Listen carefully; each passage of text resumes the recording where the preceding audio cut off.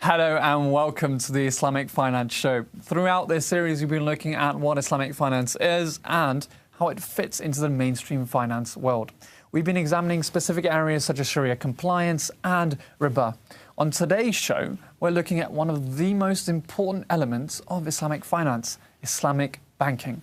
Joining me on the show today is Dr. Samir Al-Ahmad, who's the head of Sharia compliance and product development at Iran Bank, alongside with Omar Shaikh, Advisory Board Member on the UK Islamic Finance Council. Welcome to the show. Guys, it's such a pleasure to have you on. Thank you. So let's get right into it.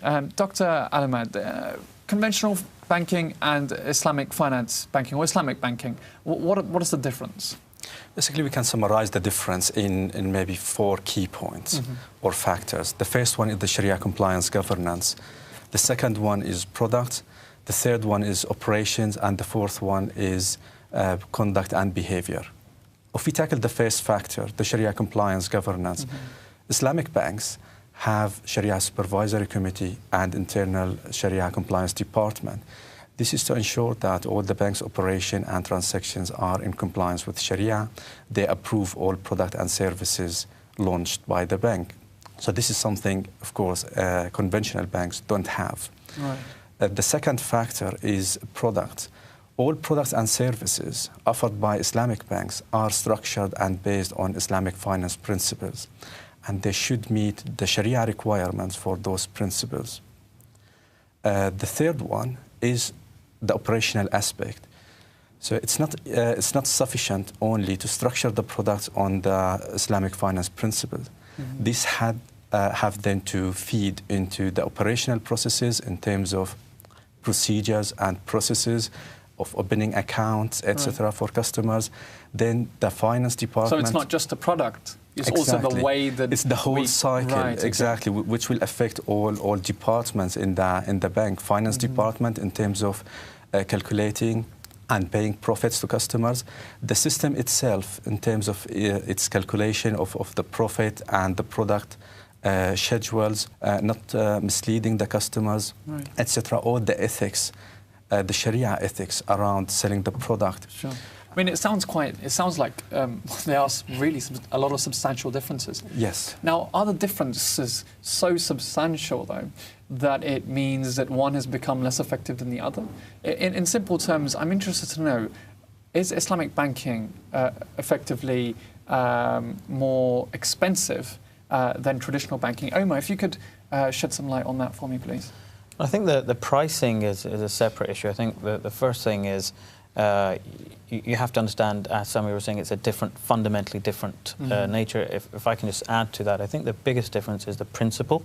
At a principle level, Islamic finance is about risk sharing, equity sharing, whereas traditional banking is about perpetuation of a debt-based, traditionally an interest-bearing debt-based relationship, and the intermediation role associated as well with that.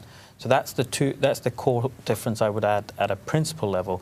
Your point on pricing, does that mean that Islamic banks need to be more expensive in their products? Well, no, not necessarily at all. I think pricing is subject to many other factors. How much do you want to spend on your systems? How much you want to spend on your marketing? How old and how your bank is, how efficient you are, how much market share you have. All of these things are factored into your cost base, which can then influence the price at which you can... But it is a niche market, isn't it? You could say it's a niche market. No, it's a different strategy. And as a result, Islamic investors have received a lot more money and returns on their investments, particularly in their equity portfolios over the last 7 years, the way the markets have moved. So in a way, actually, no, that's not the case. There are implications of that investment strategy of being ethical, of having investing in stocks which have less debt, which have resulted in a better return. But on the banking side... On the topic of returns... That's true. Just I would like to add something to... What's your opinion on the rates? Because we're talking, because I want really practical information for our viewers at home. Are they, from your point of view, as someone who's part of Iran Bank, are the rates on a practical level, on the high street retail level, are they better? In fact, they are very competitive in the market. Although, sometimes you look at it, it's not fair for customers to compare Islamic bank, retail Islamic bank, with very old, big traditional banks and the rate they are offering, which they subsidize from other business functions or their investment arms, etc. So it's basically important for the bank to be competitive, and that means that the bank will try to basically cut their costs as possible, and accept a very small margin in order to be able to be competitive and provide better pricing to customers in the market. I mean, commentators... So if I can just add Sure, on that. sure. But I think we have to, I think many of the viewers will know this who've engaged in the products. We have to also take this in context of the reality. So pricing, how you price a product, is a business decision. It's not a Sharia decision. Only when you're profiteering that the Sharia will come in and say, hold on a minute, what's going on here? Yeah. So that's a business decision. And if we look at the early days of Islamic banking in the UK and the products from some of the very early providers, the Al-Manzil product, which was from Ahli Bank, their mortgage, which was done on a murabaha basis in this country nearly 20 years ago, was twice as expensive as a conventional mortgage. Now, guess what happens? Later on, HSBC comes into the market, Al-Buraq comes into the market, IBB's in the market. All these players are there. And what happens to the price? No surprise, it begins to drop down because competition forces that price down. And it becomes very competitive when compared to conventional products.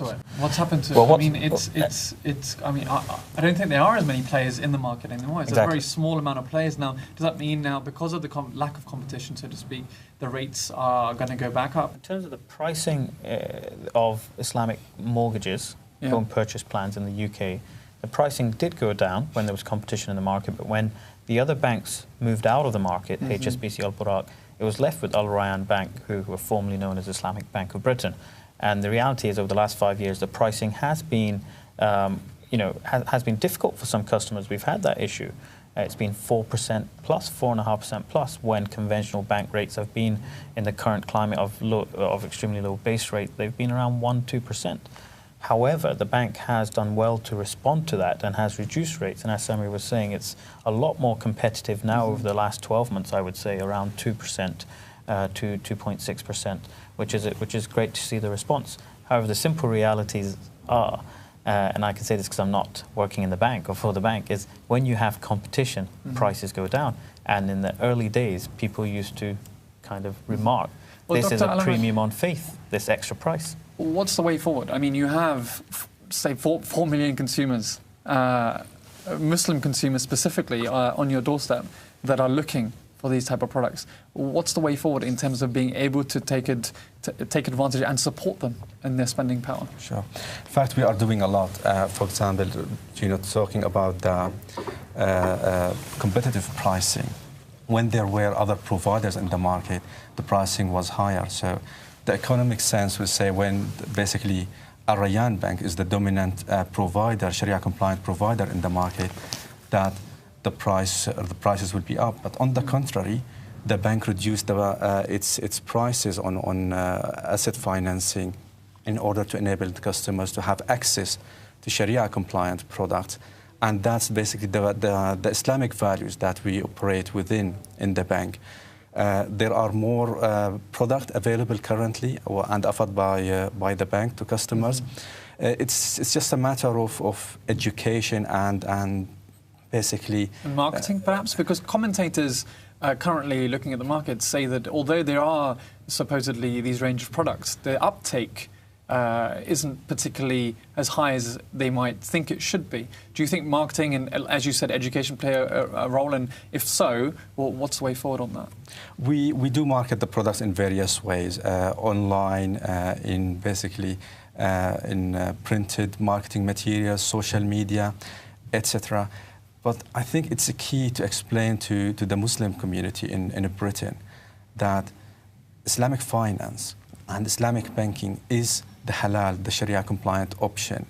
So for us as Muslims, I wouldn't consider conventional banks or traditional banks as an option because it's pure interest-based banking. Of course. So Islamic banking is the only option. So when we think of it in that way, you will find those 4 million Muslims in the UK are coming to bank with Islamic banks, not necessarily with Al Rayyan Bank, with basically Sharia-compliant Islamic banks. I mean, in contrast, what about non-Muslim consumers. What part do they play in as a consumer in Islamic Bank, and how do Islamic banks structure it? How are they able to treat both of those type of people equally, or are non-Muslims treated unequally, or is it the other way around? Islamic banking is inclusive for Muslim customers and non-Muslim customers. Although the core customers is basically the Muslim market. Yeah. We estimate that currently we have possibly around 20 to 25% of our customers are non-Muslims. Mm-hmm. And we treat all customers equally in the same way. And non-Muslim customers, they come to the bank on the basis of ethical banking. Many of them, they feel that they are fed up with the conventional banking and the various scandals in the banking and the way that some bankers mm-hmm. behave in the traditional market. And they find that Islamic banking is more in line with the ethical principles. Absolutely. Hence Bear with me. It's time for a break. We'll pick it up around that point, final sort of break. So when we come back, we'll examine what extent the success of Islamic banking abroad can be replicated here in the UK. Those questions and more all answered after the break. Don't go anywhere.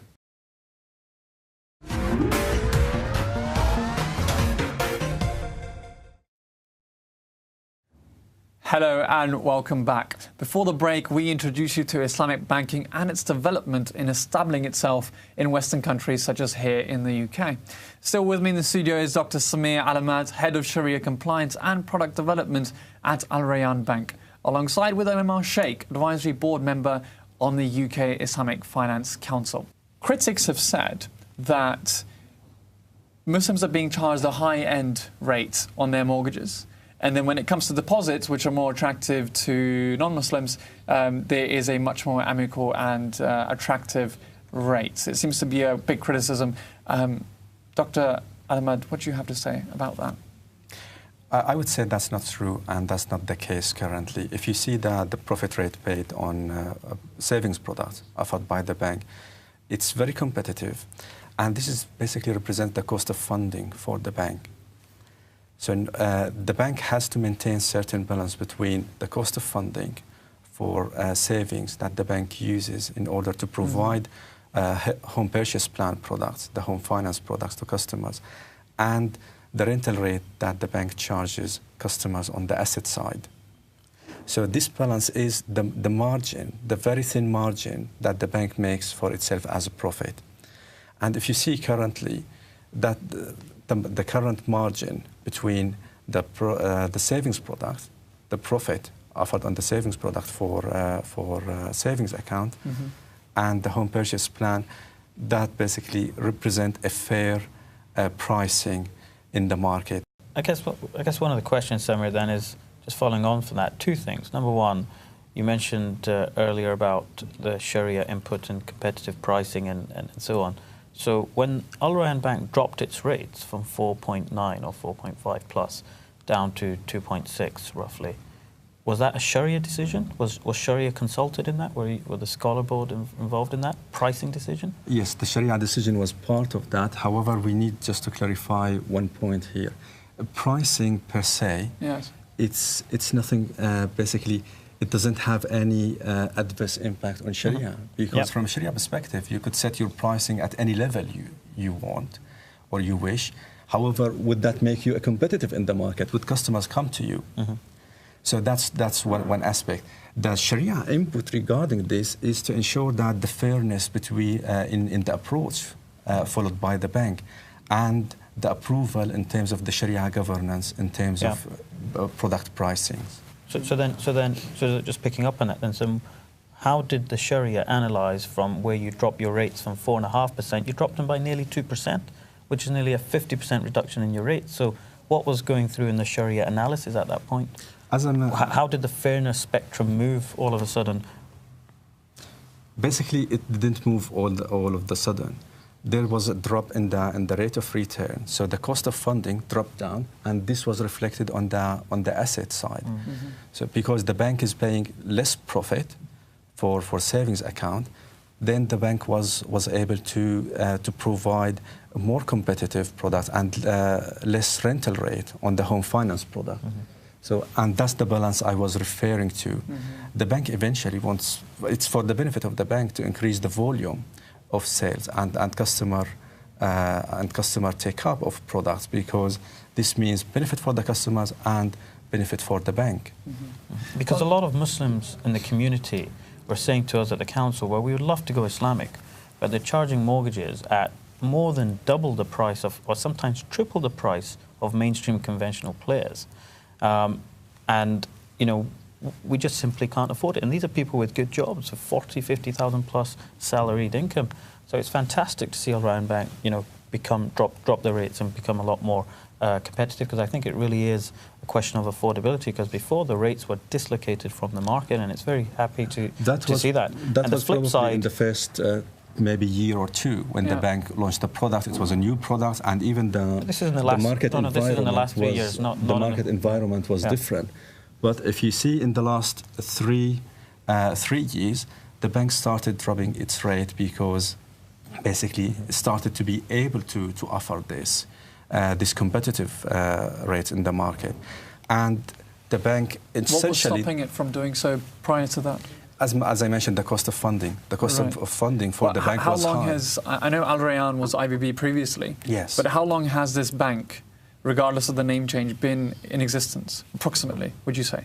Around 13 years now, so 12 years, 13 having years. been established for 13 years, with so many Muslims in the country, to me it seems like, and to people at home, it seems like you've had ample time to really take advantage of a market that seems so lucrative. Basically, there is very good reason for that.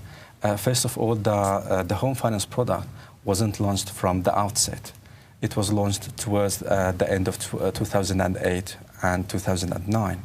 So after a few years of the bank starting its operations in the UK, and you need to factor the educational process, which is a building block process. As a first bank, or first fully Islamic bank in the UK and Western Europe, it was a very challenging market for the bank to establish its market, to educate its customers, to reach out to its customers. And the bank did everything possible in order to do that. However, this basically, to be able to come into the current position of the bank as a profitable bank, offering full range of savings and assets products, even commercial finance, and being established in the market as with excellent Sharia compliance reputation in the market. Of course, this will not happen in the first 5 years or 7 years. It's a cumulative process that will be built over time. Okay.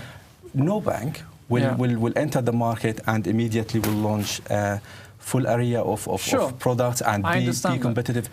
Otherwise, but at the same time, business model will you see where I'm coming from. It is 13 years to getting a very fundamental product, not a fancy luxury product, but a very fundamental product to a point where it's even accessible, is the argument. But I understand where you're coming from. Omar, I've got a question for you. What is, as an advisory member on the Islamic Council of Britain, where are you in terms of the contributions that the Council has made in terms of pushing some of these challenges aside and making breakthroughs? Sure. So the UK Islamic Finance Council is a not-for-profit body that was established to help promote and develop the Islamic and ethical finance market, both locally and internationally. So education, marketing is a big aspect of what you do. And what Samir was saying was absolutely spot on. Every day, every week, we get queries in, calls in, emails in from the community asking about explaining Islamic products. And I think there's a couple of points here that need to be noted. Whilst it is somewhat disappointing that the UK market has failed to create a portfolio of retail products, Sharia-compliant retail products, so today you still can't get car financing. I was in a roundtable yesterday with 20 medical professionals who can't get financing to buy their GP practice or financing to get another chair put in their dental surgeries. It is disappointing somewhat that we don't have this asset finance in there. However, Samir is absolutely right. The education and awareness is a massive, massive challenge. And I think there's two elements here. Number one is that we're talking about a different set of principles, which in a weird way our community seems somewhat oblivious to. We've been engaging with riba since we've been in Britain for many, many years, for decades, and we seem open to doing that. It doesn't... For some reason, the community doesn't realise how big a sin it is, and the implications of that. So I think there's a problem there, and that process can only be measured in decades, not in weeks or years or whatever. So there's a massive educational process. But also, there is a challenge that the Islamic financial product providers, the Islamic banks, also need to begin to sometimes provide products which are seen as genuine alternatives. Now, whilst they are structured and they are Sharia compliant, and that is the case, and I totally understand that, we also see the other side of the table at the council, which is the community, who aren't necessarily as financially literate or as structured product people that they can understand commodity murabahas. They just look at the product very simply, and when we do a few things, we begin to shoot ourselves in the foot. So that, for example, is tawarruq, commodity murabah, and when we do benchmarking. So we say we don't charge interest, we charge rent, but then we bring in benchmarking. And the simple reality is, no matter what we say from a Sharia point of view or whatever, that's fine, but from a marketing and from an education and awareness view, it does have an impact. It does confuse people. Well, I appreciate that, thank you. The next question that comes to mind is looking at the contrast where it has been really successful Islamic finance studies, which is abroad, Malaysia, places like Malaysia, in the Middle East, where it's really, really been successful. There are a lot of banks out there, and there aren't that many here. What is it that they're able to do there that we might well be able to replicate here to help increase the amount of banks and therefore increase the amount of competitiveness and therefore the accessibility of products? Dr. Al-Ahmad, why don't you start on that one? It's very important to take into account that those countries basically are Muslim majority countries. So they are the main market for Islamic banking. And Islamic banking emerged from these markets, the GCC, the Middle East, and early 80s in Malaysia. So they have the framework. So they developed the regulatory framework, they developed the environment, and they developed the market. That's why they are basically currently hub for Islamic finance. Nonetheless, so we're saying market, that the pivotal aspect is the fact that they have an Islamic regulatory environment, which doesn't exist here. So is that something that would stop Islamic finance from developing full stop in the future? Because I don't think the UK government is planning to create a separate Islamic regulatory environment. No, basically, if we are talking about separate or dual system like Malaysia, where there is a regulatory basically framework for Islamic banking and Islamic financial institutions operating in the country, and a traditional banking, so they operate dual banking system. This is not the case in the Middle East and GCC countries, where there is one system. However, it accommodates Islamic banking. So the regulator built a framework within that system for the operation of Islamic banking.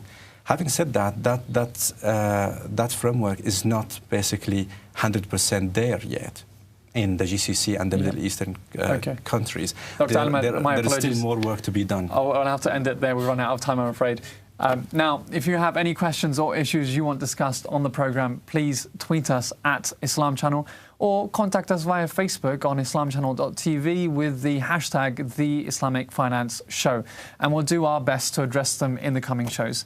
Next week, we examine the Islamic mortgage to discover how it compares to a conventional mortgage. But for now, my thanks again to Dr. Sohail Al-Ahmad and Omar Shaikh for joining us today, and I'll see you next week. Take care and goodbye.